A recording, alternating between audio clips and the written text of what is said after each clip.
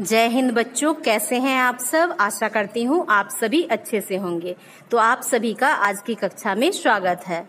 तो आज हम क्लास 7 के विज्ञान को पढ़ेंगे।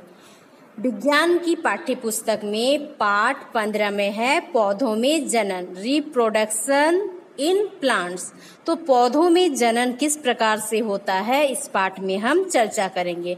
तो पिछले अध्याय में आप विभिन्न प्रकार के जैविक प्रक्रमों जैसे पोषण, श्वसन, परिवहन आदि के बारे में पढ़ चुके थे और ये सभी प्रक्रम जीवन को बनाए रखने के लिए बहुत ज़्यादा आवश्यक है। तो इसी प्रकार जो जनन है वह भी जैव प्रक्रिया है और इसके द्वारा सभी प्राणी अपने ही जैसे जीवों की उत्पत्ति करते हैं। तो जनन क्या है? वो प्रक्रिया है जिसके द्वारा जीवों के द्वारा अपने ही जैसे दूसरे जीवों की उत्पत्ति करते हैं। तो उसे क्या कहते हैं? जनन। और ये जो जनन है ये बहुत महत्वपूर्ण है और इसी के कारण जो जीव हैं उनकी संख्या में वृद्धि होती है। तो इस अध्याय में हम पादपों में जनन की विभिन्न विधियों के बारे में जानेंगे और इसको जानने के लिए हम एक क्रियाकलाप को करेंगे।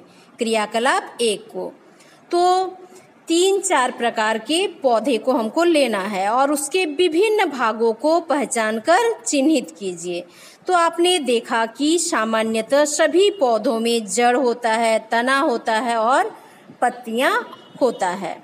तो इसी प्रकार से आपने देखा कि सामान्यतः जो पौधे हैं उसमें जो अलग अलग भाग होते हैं तो वे आप पहचान गए हैं उसको। तो उसमें देखे होंगे जड़ होता है, उसमें तना होता है और उसमें पत्तियां भी लगती हैं। उसके बाद फूल, फल, ये सारी चीज़ आप देखते हैं। तो पौधों के शरीर की ये जो संरचनाएं हैं ये पौधों के कायिक अंग होते हैं। तो कौन कौन से पौधों के कायिक अंग होते हैं? जड़, तना तथा पत्तियां। तो इसी के द्वारा उसमें वृद्धि होती है, जनन होता है। वेजिटेटिव पार्ट्स, तो कौन से हैं वेजिटेटिव पार्ट? पौधों के जड़, तना तथा पत्तियां। तो अपने अपने आसपास आप देखेंगे कि जो कोहड़ा है, कद्दू इत्यादि की लताओं को पुष्पित होते देखा होगा, उसमें फूल लगते हुए देखा होगा।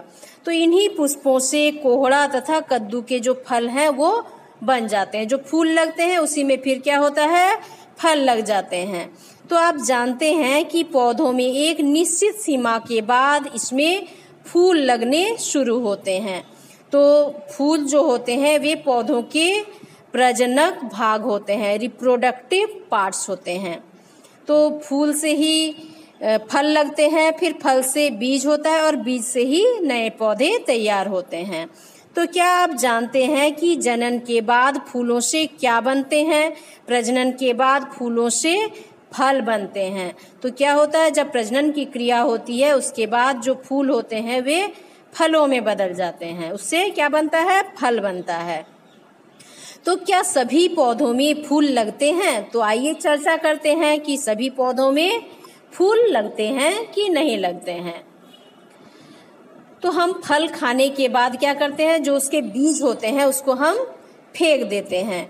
तो क्या बीज कुछ नया उत्पन्न करते हैं? तो जो बीज होते हैं उसी से क्या होता है? पौधा तैयार होता है, उसमें अंकुरन होता है और उसी से पौधा तैयार होता है। तो इसको देखने के लिए आप क्या कर सकते हैं? जो आप फल खाएंगे उसके बीजों को इकट्ठा करेंगे। फलों में बीज होते हैं और अनुकूल वातावरण मिलने पर बीज अंकुरित होकर नए पौधे बनाते हैं। तो जो आप बीज इकट्ठा कीजिएगा उसको मिट्टी में डालिए और मिट्टी में उसको दबाकर उसमें पानी डालिए।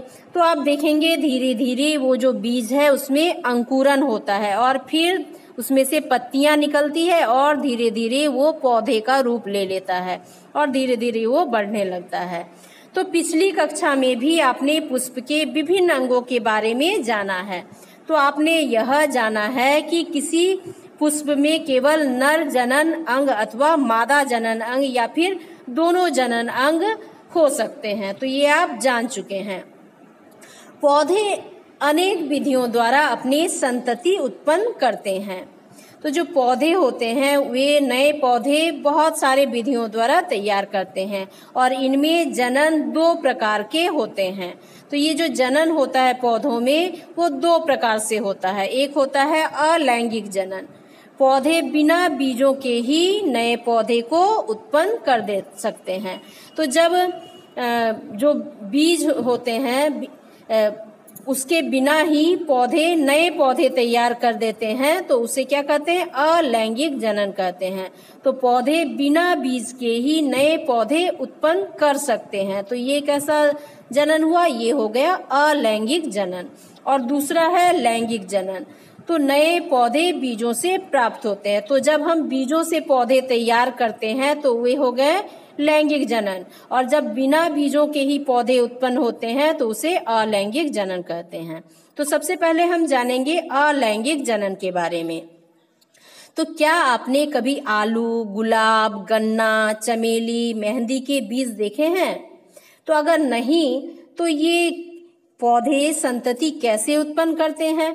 तो आप देखेंगे कि जो आलू है, गुलाब का पौधा है, गन्ना, चमेली, मेहंदी, तो इसके बीज नहीं देखे होंगे आपने। तो ये जो पौधे हैं ये बिना बीज के कैसे नए पौधे तैयार करते हैं? दूसरा पौधा कैसे तैयार होता है?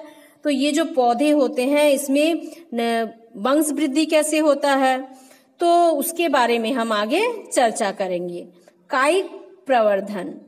तो जो कायिक प्रवर्धन है इसके द्वारा ये पौधे नए पौधे तैयार करते हैं। तो यह एक प्रकार का अलैंगिक जनन है जिसमें पौधे बिना बीज के अन्य अंगों जैसे जड़ हो गया, तना, पत्ती आदि किसी कायिक अंग से पौधे को जन्म देते हैं। तो हम इससे पहले जान चुके हैं कि पौधों के कायिक अंग क्या होते हैं? जड़, तना और पत्ती।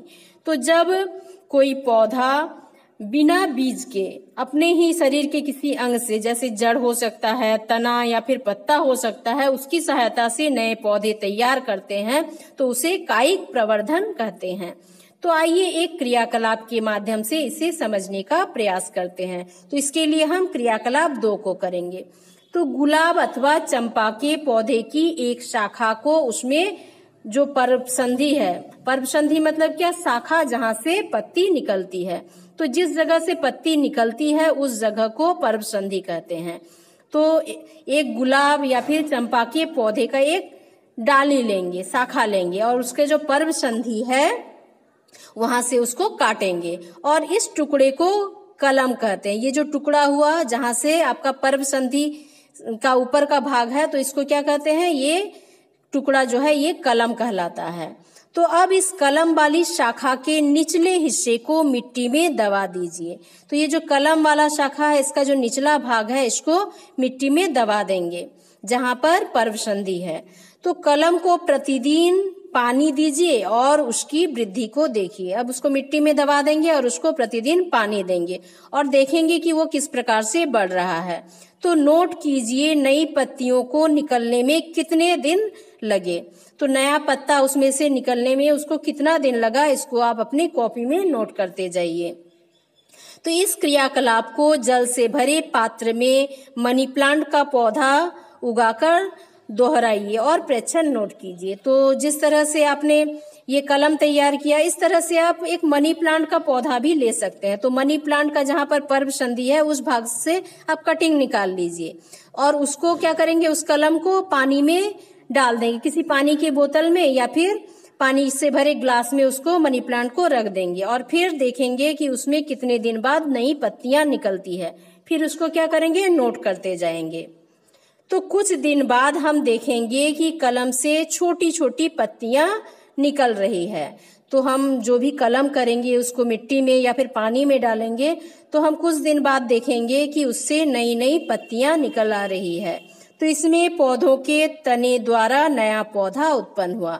तो इसमें हम क्या देख रहे हैं? जो पौधा तैयार हुआ वो किससे तैयार हुआ? तने के द्वारा तैयार हुआ।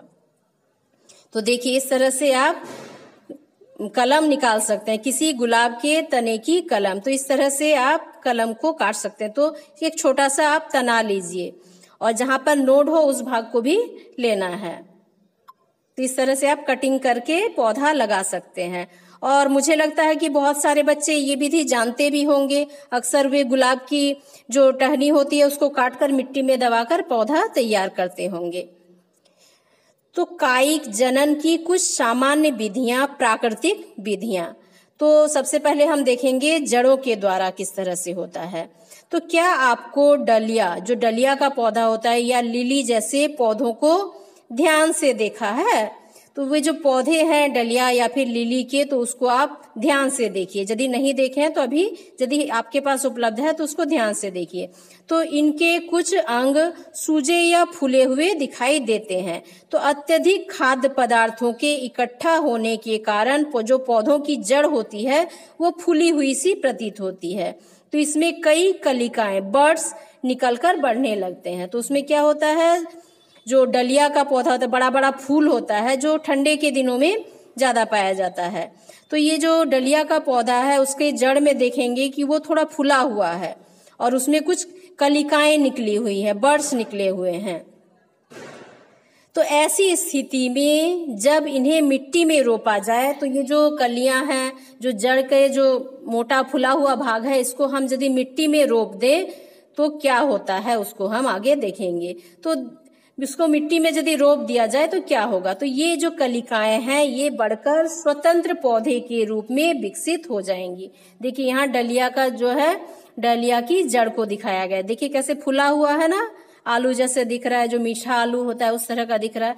तो ये जो अलग अलग ये बर्ड्स हैं, तो इसको क्या करेंगे, ये जो कलिकाएं हैं इसको अलग अलग करके आप यदि मिट्टी में रोप देंगे तो इससे पौधा विकसित हो जाएगा और एक नया पौधा तैयार हो जाएगा। तो इस तरह से जड़ के द्वारा भी नए पौधे तैयार होते हैं। इसके बाद हम देखेंगे भूमिगत तनों द्वारा। तो जो भूमिगत तने होते हैं उसके द्वारा किस तरह से नए पौधे तैयार होते हैं। तो क्रियाकलाप 3 को करेंगे।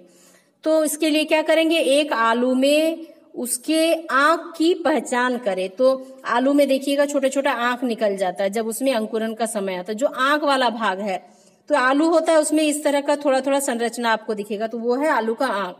तो अब उसका ऐसा टुकड़ा काटे जिसमें आंख जैसा हो, तो आंख जैसा हो वैसा वाला टुकड़ा आप ले लेंगे।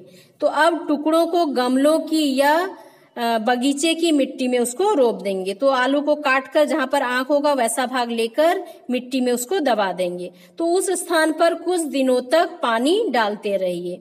तो वो जगह जहां पर इसको हमने मिट्टी में डाल दिया है वहां हम पानी डालते रहेंगे और कुछ दिन बाद आलू के टुकड़े को खोदकर हम निकाल कर देखेंगे। तो क्या आप उसमें कुछ अंतर देख पा रहे हैं? तो हम उसमें क्या देखेंगे, देखिए यहाँ पर दिखाया गया है आंख को भी। ये जो आलू का ये आंख है, तो ऐसे भाग को लेना है जहां पर आंख निकला हुआ है। तो उसको काट के भी ले सकते हैं। यहाँ पर पूरे आलू को दिखाया गया, तो जहां जहां आंख है वहां से नए पौधे विकसित होता हुआ दिखाई दे रहा है। तो इस तरह से आप देखेंगे यहाँ पे इसमें जड़ भी निकल जाता है और नया पौधा तैयार हो जाता है। तो आलू को इसी विधि के द्वारा रोपा जाता है। तो आलू की जो फसल तैयार की जाती है इसी विधि से की जाती है। आलू की आंख से अंकुरित होता पौधा को यहाँ दिखाया गया है।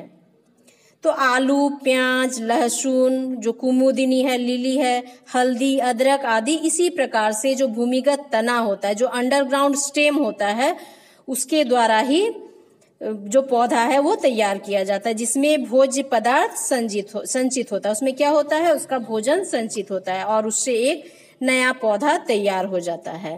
प्याज, लहसुन, कुमुदनी आदि के सल्क कंद या बल्ब, तो उसके जो बल्ब होते हैं उसमें ग्लेडियोलस के घनकंद कॉर्न, अदरक और हल्दी के प्रकंद राइजोम में खाद्य पदार्थ संचित होते हैं। तो जो हल्दी होता है, अदरक होता है, प्याज, लहसुन, कुमुदनी, तो इसमें क्या है, जो खाद्य पदार्थ संचित रहते हैं उसके बल्ब्स में, तो उसको क्या किया जाता है, मिट्टी में रोप दिया जाता है और उससे पौधा तैयार हो जाता है। तो इन सभी प्रकार के भूमिगत तनों में से एक नए पौधे विकसित हो जाते हैं। तो आप इसको करके देख सकते हैं, क्योंकि आपके घर में प्याज, लहसुन और अदरक, हल्दी ये सब उपलब्ध है।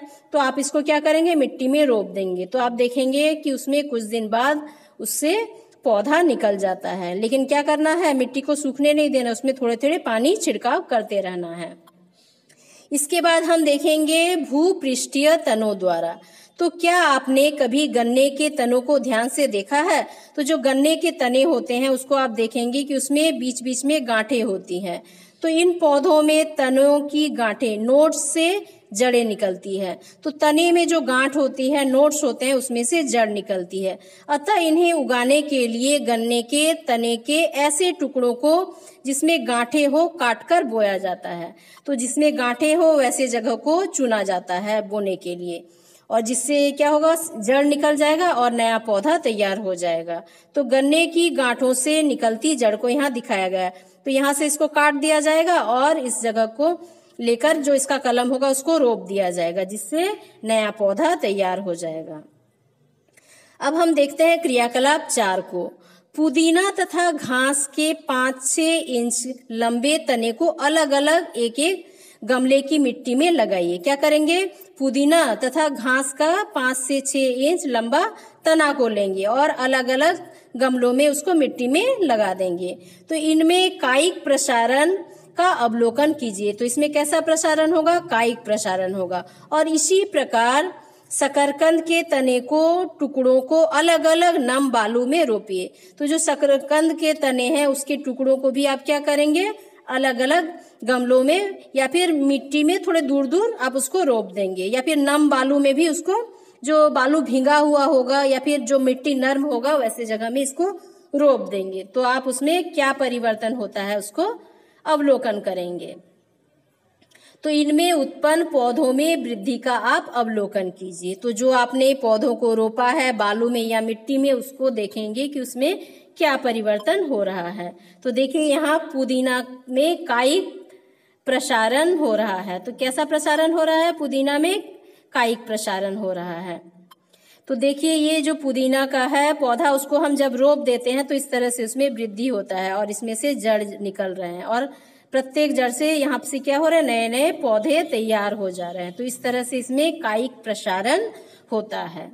तो आप इसको समझ गए होंगे। अब हम इसको देखेंगे कि पत्तियों के द्वारा किस प्रकार से जनन होता है। तो क्या आपने ब्रायोफिलम की पत्तियों में नए पौधों को निकलते हुए देखा है? तो ब्रायोफिलम का जो पौधा है वो अक्सर आप देखे होंगे। तो जो ब्रायोफिलम है, इसके जैसे जो पौधे की पत्तियां हैं वो मांसल होते हैं। कैसा होता है? मांस, थोड़ा नरम नरम होता है, मोटा गद्दादार, तथा इनके किनारे पर खांचे होते हैं और इन खांचों में स्थित कली से जड़ें निकलती है और ये जड़ें पत्ती से अलग होकर एक नया पौधा विकसित होती है। तो नाम से शायद आप ना पहचानते हो, लेकिन ये पौधा आप देखे ही होंगे। ये अक्सर घरों में दिख जाता है। तो यहाँ से क्या होता है? नया पौधा तैयार हो जाता है। जैसे इसमें बहुत सारे पौधे आपको दिख रहे हैं छोटे छोटे। तो इसको जब आप अलग करके मिट्टी में रोप देंगे तो नया एक अलग सा पौधा तैयार हो जाएगा। ये है ब्रायोफाइलम। तो इसका हम लोग साधारण भाषा में नाम बोलते हैं पत्थर चट्टा। पत्थर चट्टा की पत्ती पर निकलती ये कलिकाओं को यहाँ दिखाया गया। तो इस तरह से इसमें नए पौधे तैयार होते हैं। तो इन्हें भी जानिए। तो पत्थर चट्टा के पत्ते को पथरी हो जाने पर पीसकर पिलाया जाता है। तो इससे पथरी का जो रोग होता है वो ठीक हो जाता है। तो इस तरह से आज हम यहीं तक पढ़ेंगे और इसका जो आगे वाला भाग है उसको नेक्स्ट पार्ट में कंप्लीट करेंगे। तो आज के लिए इतना ही। आप इसको पढ़िए और कोई भी दिक्कत होगा तो जरूर कमेंट कीजिए। Thank you.